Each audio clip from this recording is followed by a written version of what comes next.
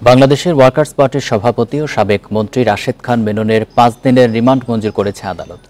রাজধানীর new market থানা এলাকায় ব্যবসায়ী আব্দুল ওয়াদুদকে গুলি করে হত্যার অভিযোগে করা মামলায় তার এই রিমান্ড মঞ্জুর করা হয়েছে। শুক্রবার দুপুরে সেনাবাহিনীর পাহারায় তাকে আদালতে হাজির করে পুলিশ। এরপর মামলার সুষ্ঠু তদন্তের জন্য 10 দিনের রিমান্ডে নিতে আবেদন করা হয়। শুনানি শেষে ঢাকা মেট্রোপলিটন ম্যাজিস্ট্রেট আলী হায়দার তার 5 দিনের রিমান্ড মঞ্জুর করেন। বৃহস্পতিবার রাজধানীর গুলশান এলাকা থেকে রাশেদ খান মেননকে গ্রেপ্তার করা হয়। পরে নিউ মার্কেট থানার একটি হত্যা মামলায় তাকে গ্রেপ্তার দেখানো হয়। আওয়ামী লীগ নেতৃত্বাধীন 14 দলীয় জোটের অন্যতম শরিক দল ওয়ার্কার্স পার্টি। আওয়ামী লীগ আমলে তিনি প্রথমে বেসরকারি বিমান পরিবহন ও পর্যটন মন্ত্রী এবং পরে সমাজ কল্যাণ মন্ত্রীর দায়িত্ব পালন করেন।